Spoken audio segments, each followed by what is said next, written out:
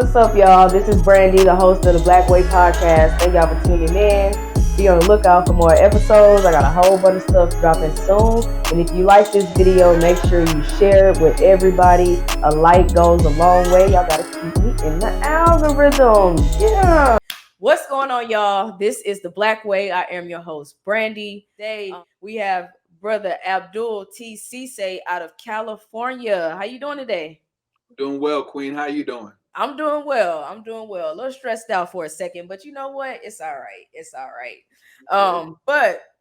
Can you tell the people how to follow you? It's at the bottom, but I like for people to introduce themselves and tell people how to follow them at the beginning and the end. Okay, excellent.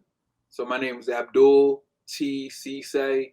I'm a filmmaker. I'm a writer, director, and also produce my own films.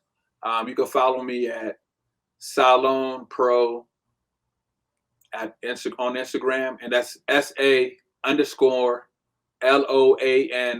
Pro, and then also at the Pushover on Instagram, and then also you can catch my film, the Pushover, at salonfilms.com. That's where you can get tickets for the premiere in Pasadena, California. All right, appreciate that. So we're gonna get into the Pushover here in just a second, but I read that you were born to Sierra Leonean parents in London, United Kingdom, raised in Maryland, and you moved to California July of 2023. Yeah, that's correct. Yes. So what was that like, having Sierra Leonean parents, going from the UK to Maryland, and now you're in California? What has that upbringing and experience been like to get you to where you are today?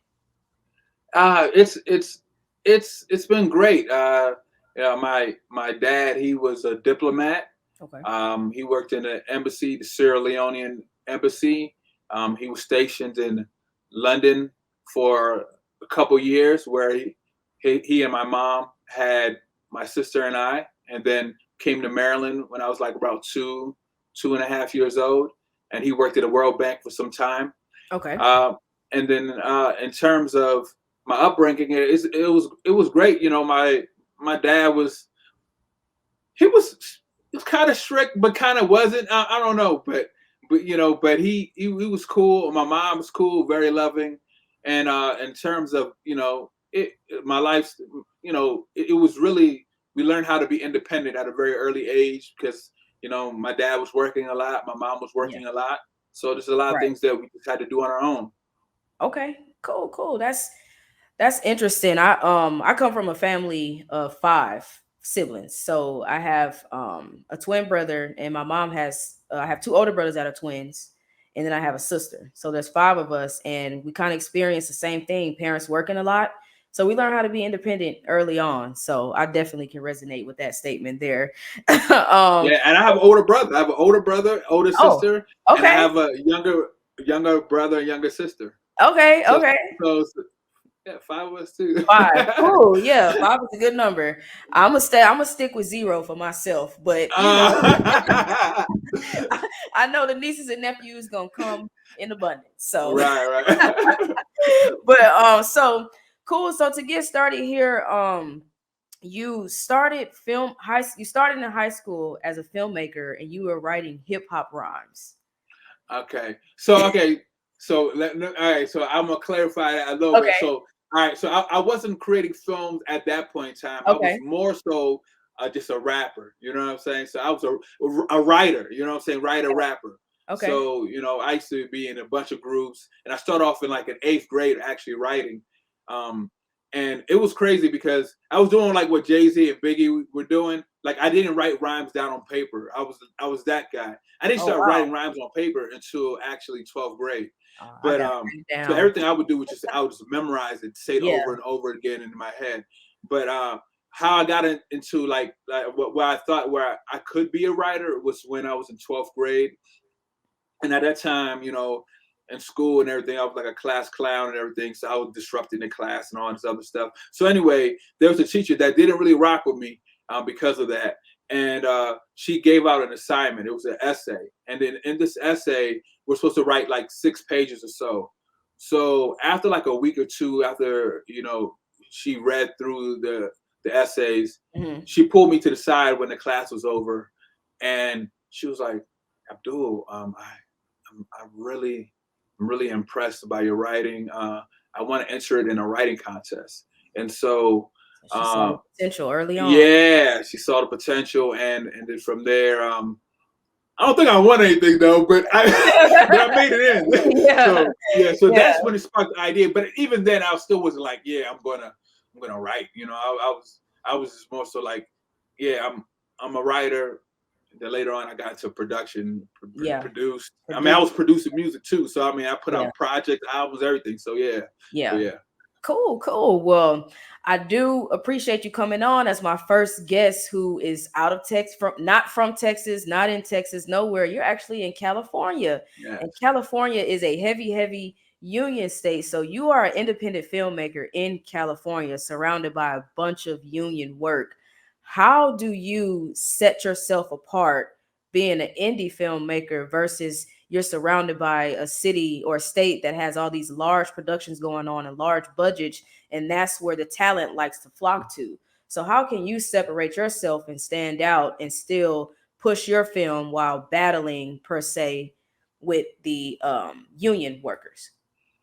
All right, well, that's a great question. So for me, it's just about really about like how good your script is, how clear your vision is, and then finding diamonds in the rough. Because in order for somebody to even be a SAG actress or be a SAG crew member, whatever the case may be, in order to get there, you had to been a person that wasn't part of that. Right. So it's just about finding the diamond in the rough, and those people who are going to actually take that next level are going to take that next step. So meeting those people, and just vibing with them, building with them, and seeing how you can be a service to them, and also seeing how you can collaborate and work on things together. Cool. Yeah, I like that. Like here in Houston is nothing but indie work. You might get lucky and some productions will come here, like Mo's with Netflix is here. Power Ray has been here. I was blessed to be a part of that as well. They had some more major productions here, but for the most part, it's a lot of indie work. So I've always been interested to see in a state like California, full of union work, how does the indie scene work? And I think you're a good depiction of how that works out because you have your own film, The Pushover, right? Yes, indeed. Yeah. So talk to us about The Pushover. What that's premiering April 12th, right? Yes, in Pasadena, California. So what is The Pushover about? And give us a little background of how you came up with this story, the script, being able to put it in pre-production, in production, then post-production. Okay, excellent. Okay, so The Pushover is about a guy named Mike that just got out of a rocky relationship, and his friends, they hold an intervention in hopes of keeping women from walking all over him. Now, in terms of how we started it was actually the very first thing that I wrote as far as a script, quote unquote script. At that point in time, I didn't know anything about structure. I didn't know anything about headings and transitions and all that other stuff. Right. How I wrote my stuff initially was like how you would write a play. Like I would have like a character's name, then the colons, then their words, their dialogue, and then, you know what I'm saying? And then if there's any action, I would have like these big brackets, and I'll be like, person picks up this, very angry, blah blah blah. Walk and to the left and move the camera to the right. Exactly, right. Had all the camera direction stuff, I was supposed to do. So anyway, so we did that. I did that, and then so that was in 2015. But in 2017. I was telling my partner, my man Darren, his name Darren C. Murray. He's out of Maryland still. I was like, hey man, I want to shoot this. So we had our DSLR cameras, and what we did was we got our some co-workers and friends to volunteer to so we could shoot this. And so what we did was I bought some ARRI lights. It was like 60, 50 plus Fresnel lenses and glass, whatever. And these are like, these are like some like industry, lights. And I'm like, oh man, we got the Fresnels and we're gonna kill it. And so but we didn't know what we were doing. So we had like the lights just blasting everybody. So it was just it was like flat lighting. Like we didn't know anything about like y'all didn't know nothing. Yeah, how to use flags or anything to shape light. We didn't know anything about that. So it just looked like a game show studio. We didn't know anything about color temperature. It was like orangey, and got the red. Bad. It was bad. Yeah, it was bad. So what we did was we just tabled it. We just put it away. It was like, all right. And then in my mind, I was like, I'm going to revisit it. I'm going to eventually revisit it. Right. So anyway, we fast forward. I started getting on sets. I've been on a SAG set at the time, helping out on this film called Jack B. Nimble, directed and written and directed by this guy named Steve Wallet. And this guy is really cool. He's a real cool dude. And I was and a guy named John McClung, he brought me on, who was the actual DP for the project. And he brought me on there, and I was a cam op on there, but I also assisted with gaffing. It was like a very small crew. So I was assisting with gaffing. I helped grip a little bit, but I was primarily the camera op. And then from there, I started getting on different sets, and just helping out, being a script supervisor, PA, sound mixer, and just start learning. And so then from there, I start I was working with my friend Darren, and what we did was we did 2 short films, A Good Night's Rest and It Could Be You. And then from there, we was like, all right, we're good enough. We're good enough. We can make our own film. You know what I'm saying? And by that time, we started acquiring equipment over the time and stuff. And so we start shooting with the red and having our own lights and flags and all this other stuff. So in terms of how we set up, as far as pre-production for the Pushover, what we did was, we did casting calls, ourselves. We did the casting calls, and then from there once we got the cast, we did table reads, but we did it via Zoom because it's just one of those things where when you're doing it, it's not like we have this huge budget. So it's like to tell people, like, hey, meet me over here or meet me over there, and like a lot of people are just not like, they're not with it. So you just do the Zoom, and and then when you're running the Zoom meetings, what you do is you have people say their lines and everything, and you're doing that because when you get on set, you don't want to waste time. So you want them to be familiar with the lines. And then also, you want to be able to give direction there and also break the ice. So everyone's just comfortable. Mesh well, get the chemistry going, get that morale going up. Exactly. And then it's natural. Absolutely. And another thing is that when you're going over lines and things of that sort, you want to make sure that the certain things that you want them to emphasize, certain lines, and then certain reactions to certain feelings. And what I do as a director is that I don't focus on I focus on what the actual words really mean. I just want them to convey the message. So if you say a certain kind of way, but you're conveying the message, I'm like, cool, because I'm not like this. All right, you gotta be line for line, word for word, because when you do that, then you're not letting that character or that person, that actor, be the character. You gotta trust your actor, exactly. And if they have suggestions, they're like, I think I would say it this way. I'm like, all right, go for it. Let's see how it goes. Yeah, let's see how it is. Yeah. So so that's how we did. And then in terms of like the production, we shot in Maryland, and then we also shot in California. So we shot the narrative in the narrative in Maryland, and then we also shot like the documentary portion of the film in Maryland as well.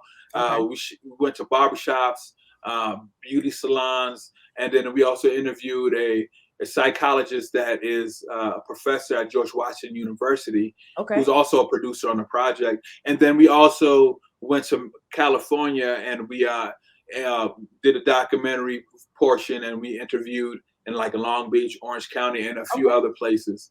But yeah, it was pretty Man, cool. hats off to you. I want y'all to realize what he just said. He shot one part of the movie in Maryland and the other part of the movie in California. By no means is that easy. Making a film as an independent filmmaker is already hard enough. So the fact that he took it across two separate states and was able to complete this project and get it ready for release here shortly, April 12th, man, congratulations. Thank you, Congratulations. Because appreciate it. even out here in Houston, woo, we had trouble. I was recently first AD on a project called The College Life by Brandon Goss, and we did Houston and Austin. Austin is a drive down. I'm sure California and Maryland is the drive is not close, right? It's a far Yeah, I drive. had to fly. It's 5.5 hours. Yeah. Yeah. So mind you, Austin is what, 2 hours and some change a drive. Right. There's no really point of flying. The airport is small. But anyway, we had trouble just with that. So I can only imagine how filming in two different states went. So hats off to you. And a big thing I wanted to touch on is funding for a film, because I get a lot of people that have a script, they have everything, but they don't have the funding to get the project started. So I know people go the 401k route, take out loans, but can you touch on a little bit on not just how you obtain funding for your film, but any tips for indie filmmakers out there who are looking for funding? Okay, well, I would say find like a good, like a program that gives out grants, right? And they, like back in Maryland, they had PG. I know PG. They it was just Prince George's County. They give out grants. Also, Baltimore County gives out grants for filmmakers as well. And so I would, and by doing that, I would also like make sure that if you can, I would. It's worth it. I think is to get a grant writer. You know. Yeah. But That's a lot of the advice I get when I ask people how they go about it. They say get a grant writer. Yeah, exactly. Yeah. And specifically a grant writer for films. For Okay. films, I would do that because like I've tried the process of like working on a grant and it just didn't. I was like my head was spinning. Yeah. And don't get me wrong, like if I like really like focused in, because I feel like if I set my mind to something, I could do anything.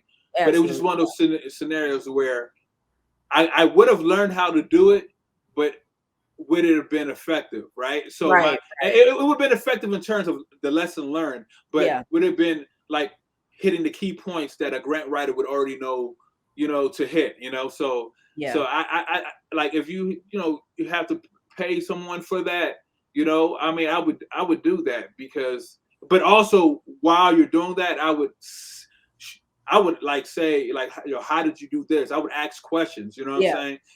So they're not just fishing for you. They can also teach you how to fish as well. Right. Yeah. Exactly. Yeah. That's important. Ask as many questions as you can. Get all that knowledge. Soak it up. Soak it in.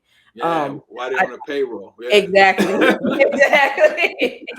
I did want to ask though, like, what differences have you noticed as far as filmmaking, be it independent or union, from Maryland versus in California? Is it really a big difference, or are you able to navigate the same way you were while you were in Maryland?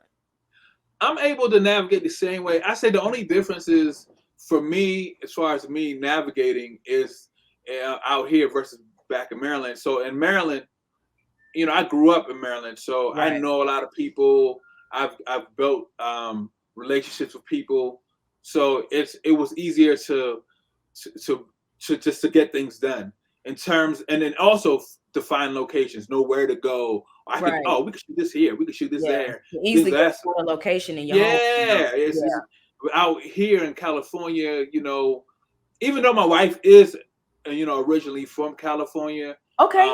Yeah, she's actually from Orange County. But in terms of like just building up a network and just it's not hard, but I'm just starting over. You know what I'm saying? Right. Starting over. You gotta learn the ins and outs. Yeah, learn exactly. the good areas and scout locations a lot. Where to go and where not to go. Yeah.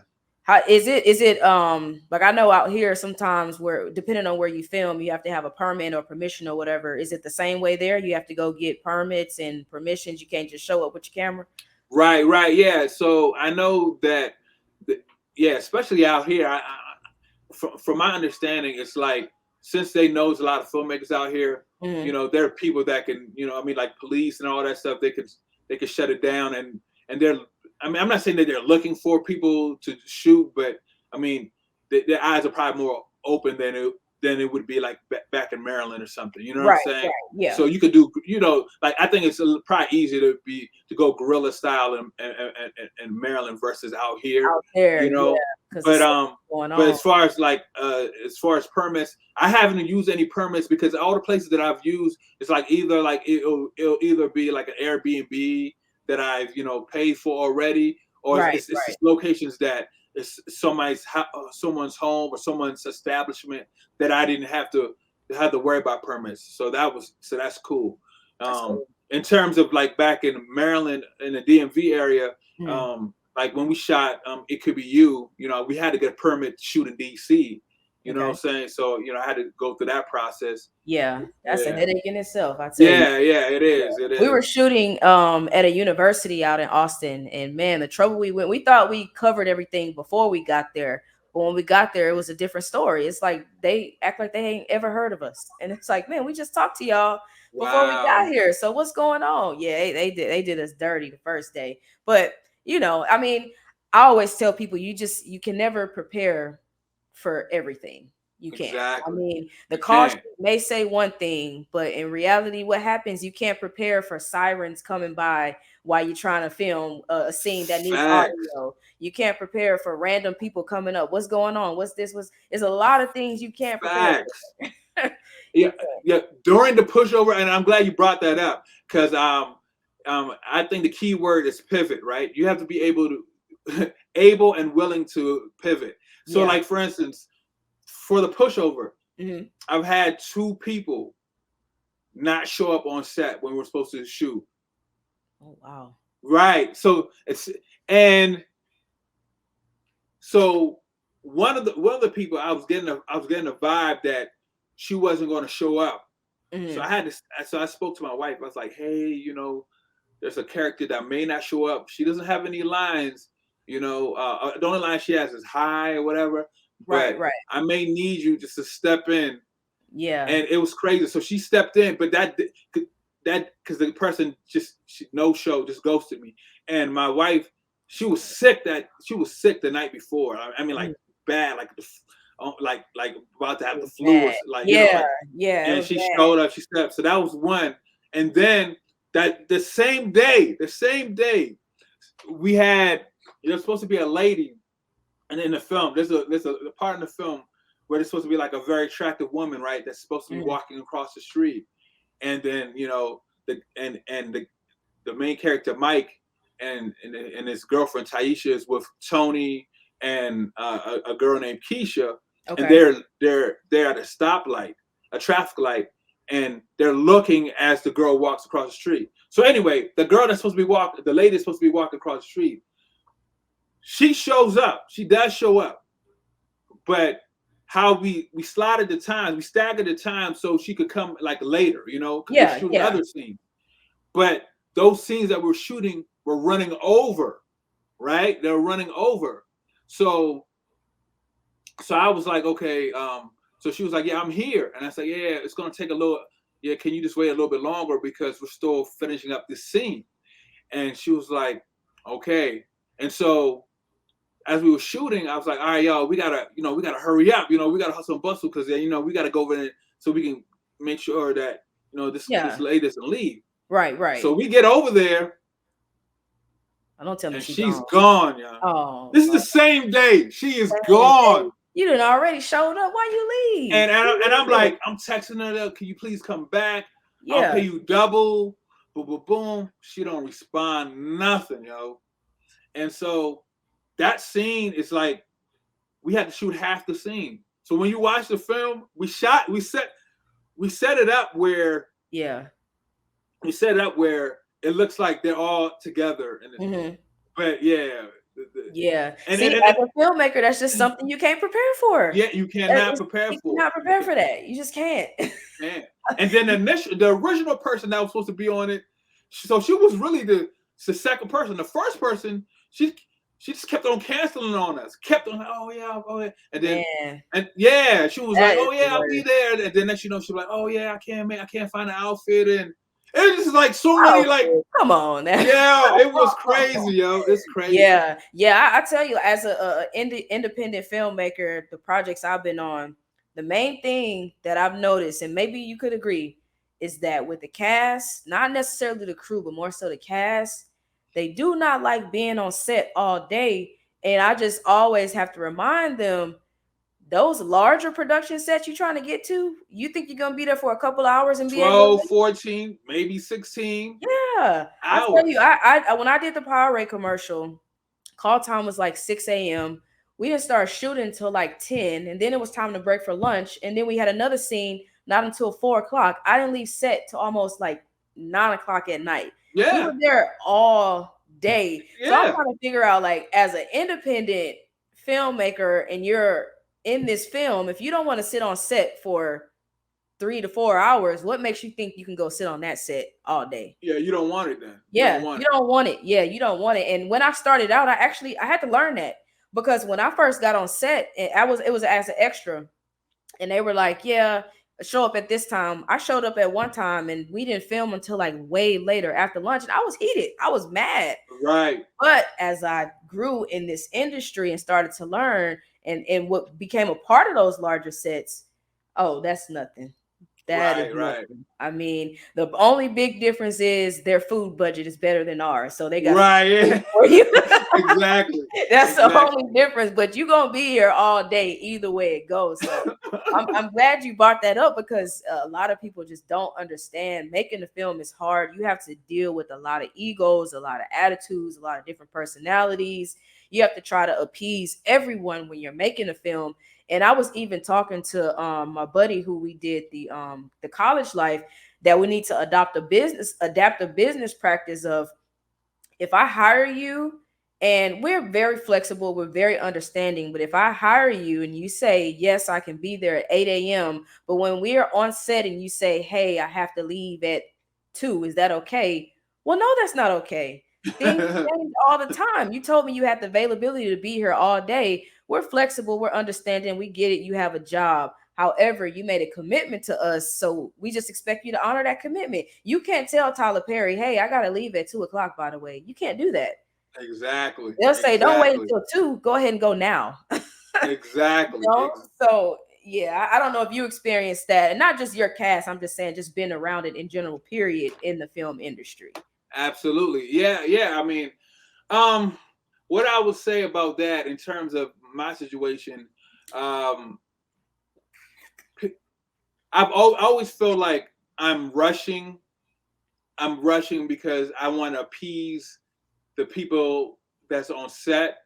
But then I think about it and I'm like, well, you know, they signed up for this They and they did. should know what it is. And then I'm like, oh no, we got to do this right. They did. So Yeah. so once I you know, I talk myself out of that, you know, because no one ever says, oh, I gotta go or anything. It's just a vibe that you get. You know what Yeah. I'm Oh, saying? yeah. Yeah. You can You know tell what I'm when they're saying? ready to go. You can Yeah, tell. They it's get just to a looking vibe. You know what I'm around, they saying? asking questions, and Yeah, and yeah, it's it does happen. But I always say, hey, this is the start, and we're preparing you for the real world. Which in reality, if you went through acting school or acting class or whatever, your coach right. should be preparing you for that. So Exactly, yeah. exactly. But switching gears just a tad bit, I did see that you are part of the collective writers group. Is that still Yes, something you're doing today?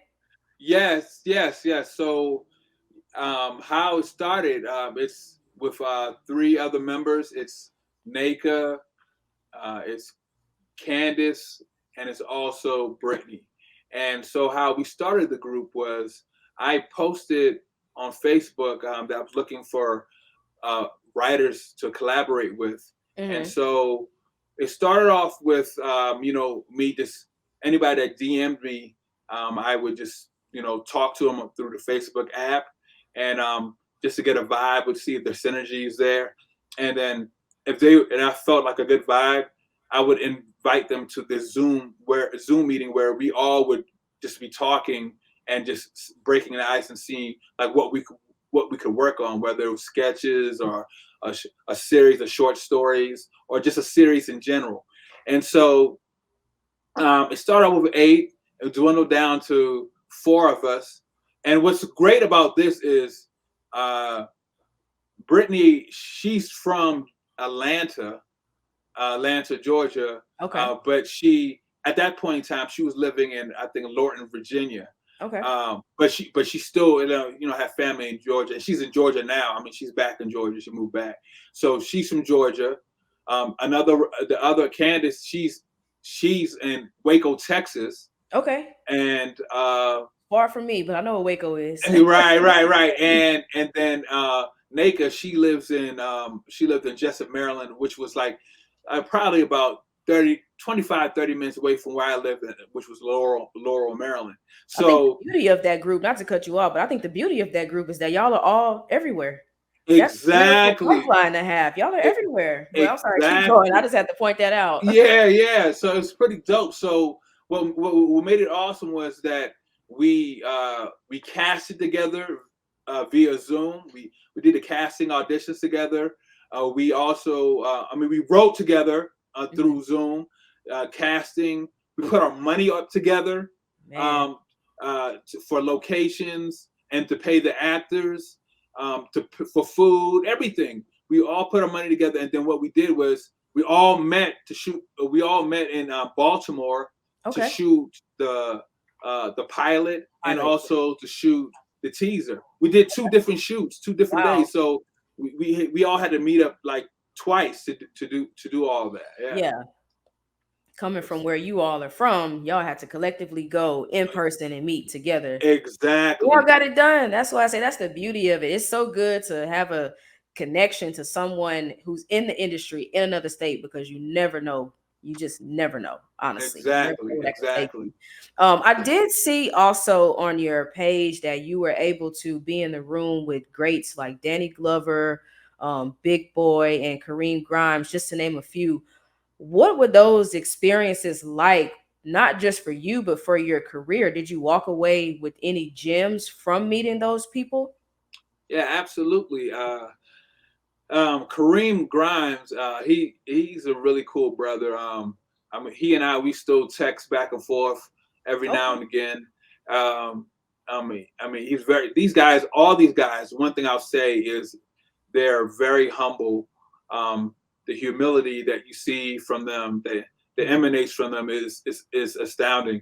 And the thing is that, you would, it's not that you would think that they would they would be a certain way, but when you see someone that's on TV and everything, so many people come up to them, Exactly. or in the movies, or you hear them on the radio, whatever the case may be. So many people come up to them, and you would think that you would get a vibe where they are like annoyed or something, but you don't get that at all.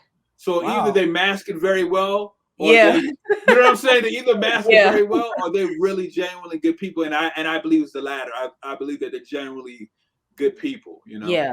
That's good, because like you just said, they get approached by so many people, and you guys are in California. That's like the paparazzi capital next to New York, in my opinion. So I know they always have people in their faces, but for you to be able to get in the same room with them, let alone have a conversation with them, man, that's amazing. And I hope I have that experience. But it's like when celebrities, you're on your way. And soon people be talking about, I met Brandy. Yo, Brandy is so down to earth.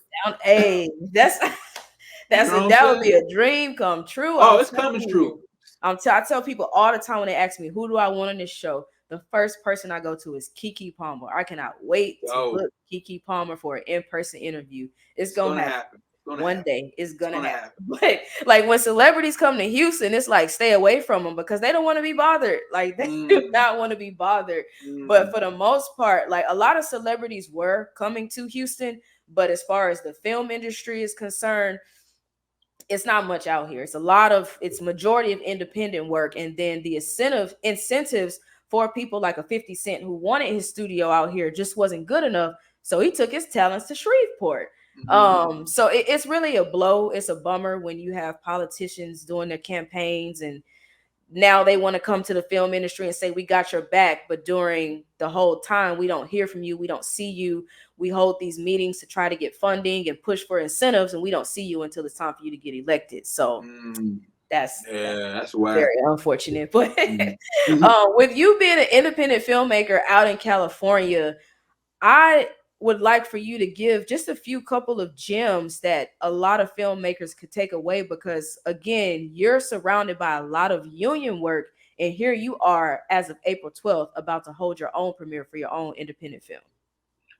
Yeah, what I would say to filmmakers is, independent filmmakers, is that don't let your lack of resources be the end point for you, right? Right. So when you don't have resources, be resourceful. Okay. And what I mean by that is that if you're able to, if you have a network of people that you know that are in the film industry and they want to make a film, you know, get with them. Yeah. See how you can help them out on their project. Yeah. And then hopefully they can reciprocate it, or even have an agreement like, hey, if you help me with this, I'll help you with that. You Yeah. know, if you know somebody's a sound mixer or something, be like, hey man, I'll help you with something, and then they come back and they provide, you know, those Yeah. services on Service your for project. service. Yeah. Yeah, or I'll bring my camera for your project or Yeah. whatever. You Right. know, and Right. yeah, so that's what I would say. So just be resourceful. That's the main thing. Yeah. And then also be willing to invest in yourself, because you know what I've been running into a lot, and I've been because I go quite a few mixers, you Mm-hmm. know, and what I've noticed is that there's some people that are saying, oh man, that's amazing that you're doing a film, that's great, that's great that you're doing a film, Mm-hmm. and how did you do it, and then they'll start saying like, you know I'm trying to find, some, an EP, an Yeah. executive producer that can finance it. I'm trying to Yeah. find some producers that can finance. And I'm Yeah. They just let like, the money stop them. Yeah. I'm like, do it yourself. And don't get me wrong, not everybody's got money. You know what I'm saying? Yeah. I don't have money at this point in time.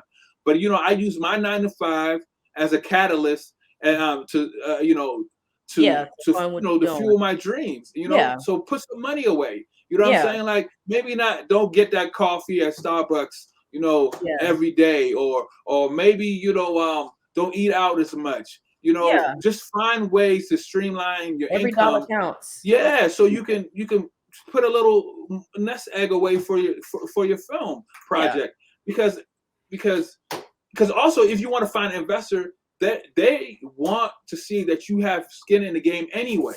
So if you Facts. said that I put up several $1,000s to do this, they're going to be like, oh, okay, well, this person's about their business. They're not just trying to just use up all my Yeah. money. Yeah. They, Don't they, just they come they really care. And with when you your put your hand money out in, and you don't have yeah. nothing. Yeah. Yeah. Yeah. Nah. And when you put your money in, it Yeah. puts you in it shows that you're more than likely to finish the project. Right. Because that's the Because problem. it's your Like, money. if you Yeah. have somebody else's money, they'll be like, I don't know if they're gonna finish the project. But they see that Mhm. you have your money in it, they're like, chances are they're gonna finish the project. Absolutely. Yeah. Man, thank you for that. I really hope that whoever's watching, y'all take something away from that. Don't let funding stop you. I was on a set with Maurice.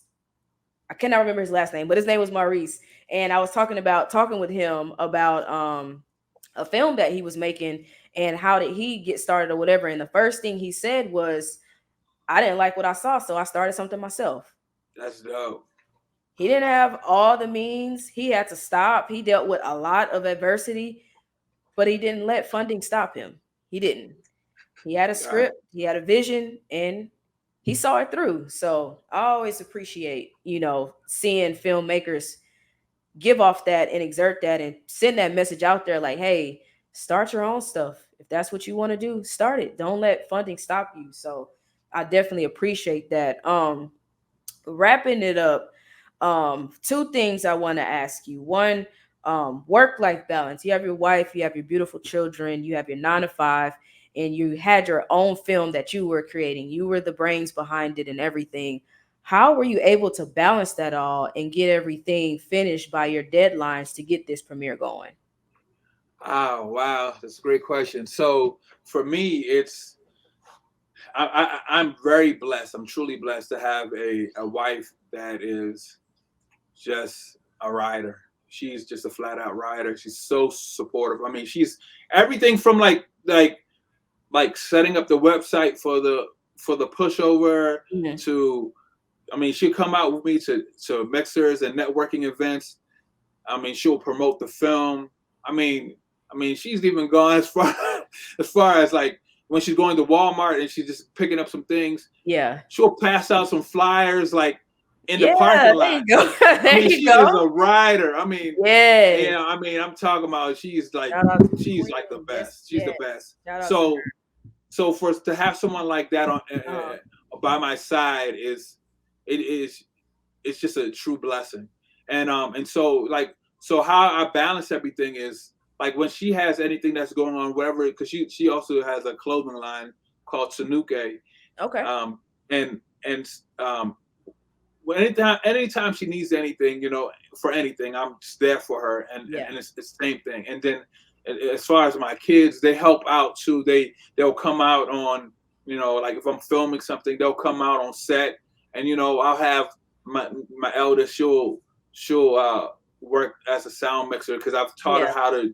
how to work the equipment and There you everything, go. and you know how to set up the you know Coach him up. the Yeah. G4, you know, the Sennheiser G4 Yeah. mics, you know, the live mics, how to mic people up, or Like, to set yeah. up the, Just you the know, the sound. Sennheiser 416, you know what I'm saying? And Yeah. just show them how to set up the boom mics and all that on C stands. Yeah. So, and my youngest daughter, I'll have her, maybe she'll run Slate or something, you know what I'm saying? So it's like, or just be a PA, just, yeah, can you grab this, grab that? So Yeah. I have them all.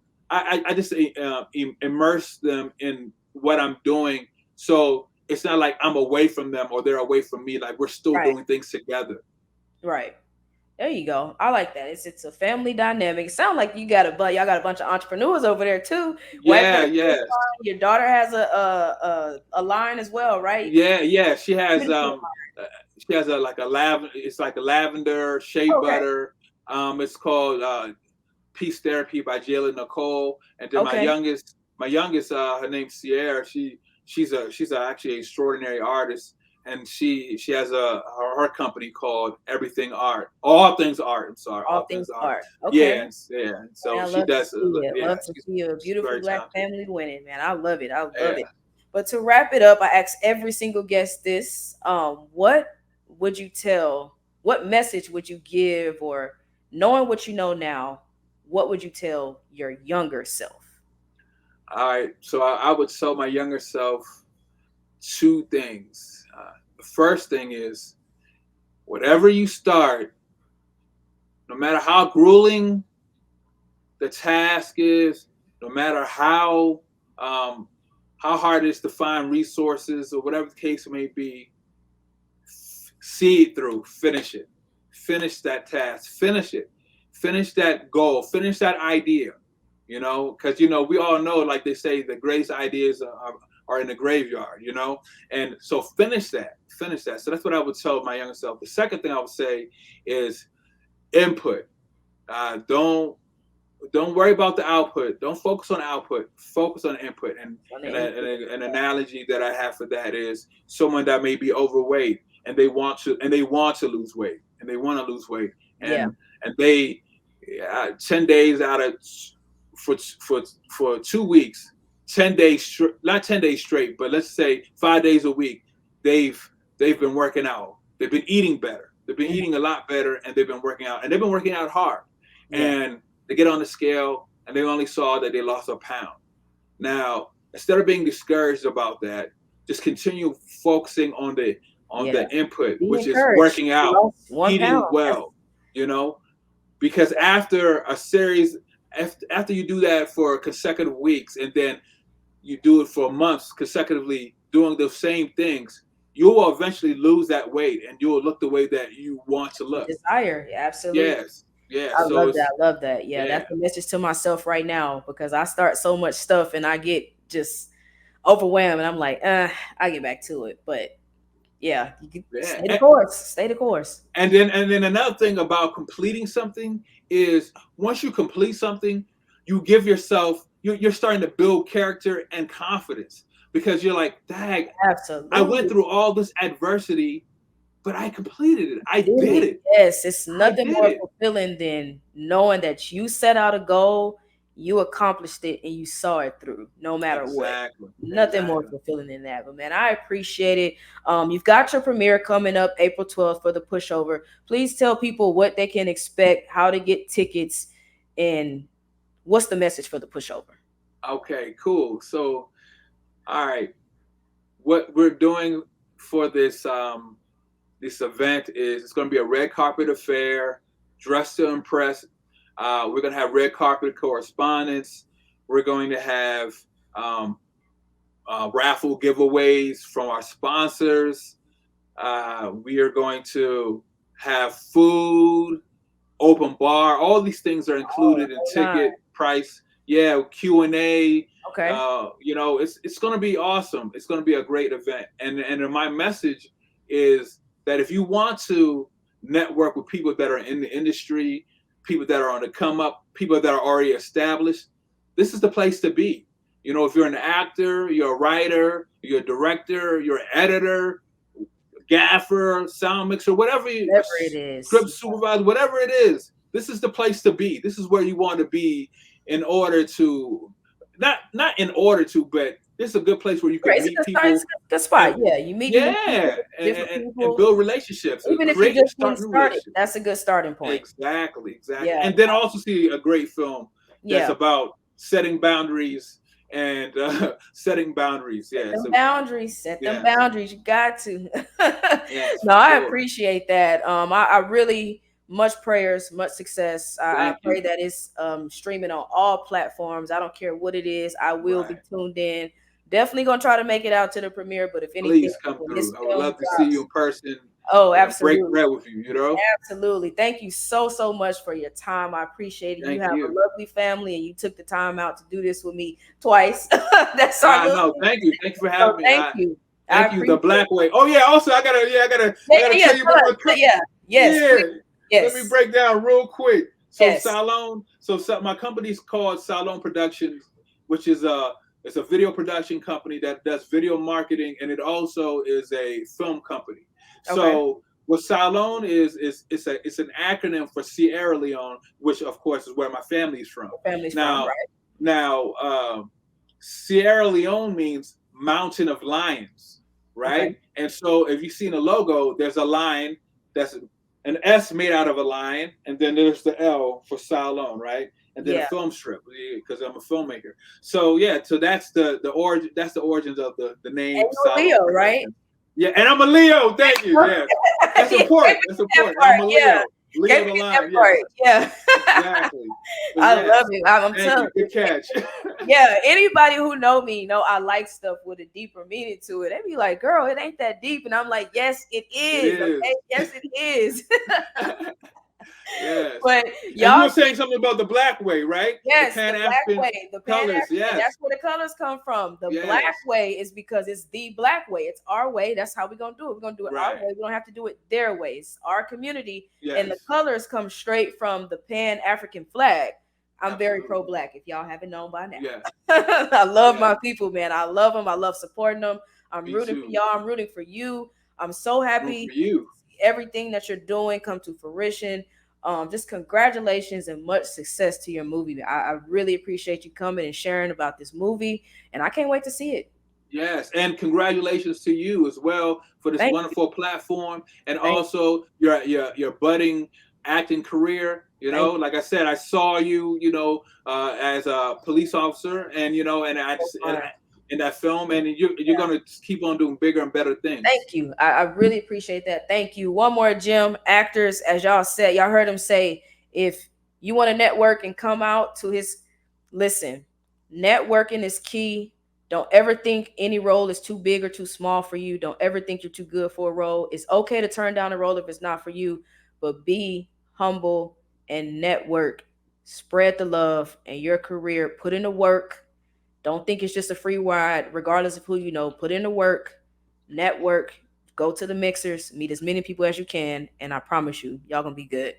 Facts. And serve others. Make Serve sure others. you're willing to serve others. And then Absolutely. also focus on the input and let God take care of the output. And God say, like I was just telling you, use me. I'm okay if you use me. Don't misuse me. Use me. If Right. you need something, call me. You need help in this film industry, call me. If you need an actor or you seeking a cat, whatever, call me. You know, I'm here to help. I'm here to be a blessing. I want to be blessed too. So Absolutely. that being said, thank y'all for tuning in. This is the Black Way. The ticker at the bottom is all the information you need. Follow at the Pushover, just like it's spelled on Instagram. The premiere is April 12th.